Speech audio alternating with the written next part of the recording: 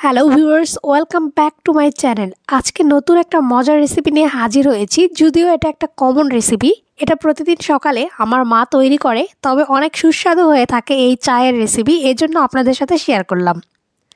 দুধ চা তৈরি করার জন্য এখানে 1/2 লিটার পরিমাণ দুধ নেওয়া হয়েছে। দুধটা একটি পাত্রে ঢেলে দিলাম। এবার এখানে খুব সামান্য পরিমাণ জল দিয়ে দিলাম।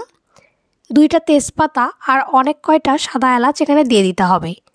সাদা এলাচ আর তেজপাতা দুধ চায়ের ভিতরে দিলে অনেক সুন্দর একটা ফ্লেভার আসে এবং খেতেও ভালো লাগে। এবার এখানে চিনি অ্যাড করে দিতে হবে। চিনিটা আপনারা আপনাদের টেস্ট অনুযায়ী অ্যাড করে দিবেন। আমি কড়া মিষ্টি খেতে পছন্দ করি দুধ চায়ে, এজন্য চিনির পরিমাণটা একটু বেশি দিয়েছি। এবার এখানে চায়ের লিকারের জন্য চা পাতা অ্যাড করে দিতে হবে। চায়ের পরিমাণটা যেহেতু অনেক বেশি, এজন্য চায়ের লিকারের পরিমাণের জন্য চা পাতাও একটু বেশি দিয়েছি। এবার গ্যাসের ফ্লেমটাকে অন করে দিলাম। এবার খুব সুন্দরভাবে দুধটাকে ফুটিয়ে নিতে হবে। একটু সময় ধরে দুধটাকে ফুটিয়ে নিলে চায়ের কালারটা অনেক সুন্দর আসবে এবং খেতেও ভালো লাগবে। অনবরত নাড়াচাড়া করে দিতে হবে। এ পর্যায়ে চাটা ফুটে উঠেছে। আমার মায়ের হাতের এই দুধ চা খেতে ভীষণ ভালো লাগে। প্রতিদিন সকালে এভাবে দুধ চা তৈরি করে।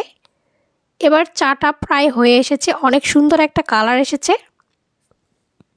মিডিয়াম টু লো ফ্লেমে এবার চাটাকে কিছুক্ষণ ফুটিয়ে নিতে হবে। এবার পরিবেশনের জন্য চা ছাঁকনি নিয়ে নিয়েছি। চাটা খুব সুন্দরভাবে ছেঁকে নিতে হবে। ভিডিওটি আপনাদের কাছে কেমন লাগলো তা অবশ্যই আমাকে জানাবেন। এখনও যারা আমার চ্যানেলটি সাবস্ক্রাইব করেননি তারা প্লিজ চ্যানেলটি সাবস্ক্রাইব করে ফেলবেন। নতুন নতুন ঘরোয়া রেসিপি পেতে অবশ্যই আমার চ্যানেলটি সাবস্ক্রাইব করে ফেলবেন। আর যারা ফেসবুক পেজ থেকে দেখছেন তারা অবশ্যই পেজে ফলো দিতে ভুলবেন না। চাটা অনেক সুস্বাদু হয়েছিল এবং অনেক সুন্দর খেতে হয়েছিল। শীতের দিনে এরকম চা খেতে ভীষণ ভালো লাগে।